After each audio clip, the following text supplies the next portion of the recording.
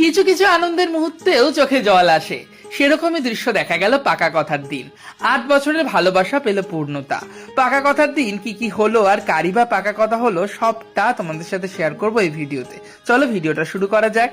গতকাল আমরা রেডি হয়ে চলে এলাম আমাদের প্রিয় স্টেশন লিলওয়া স্টেশনে। সেখান থেকে কাটোয়াগামী ট্রেনে উঠে পড়ি। ট্রেনে বসেই প্রথমে খেয়ে নিই চিড়ে ভাজা আর বাদাম ভাজা।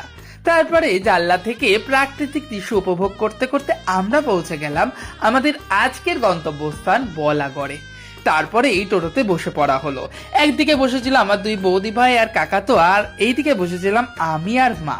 তারপরে টোটো থেকে নেমে কাকাতো হাতে মিষ্টির প্যাকেট নিয়ে আস্তে আস্তে করে ঢুকছিল আমার মাসিমণির বাড়িতে। হ্যাঁ, আজকে আমার মাসিমণির বাড়িতেই অনুষ্ঠান। কাকাতো হাতের মিষ্টি প্যাকেট নিয়ে জোরে জোরে ডাকতে থাকলো, জামাই এসেছে গো জামাই। আর আমার মাসিমণি কাকাতোয়াকে দেখে শঙ্কু বলে একদম কোলে তুলে নিল। তারপরে শুরু হলো এক আনন্দের মুহূর্ত।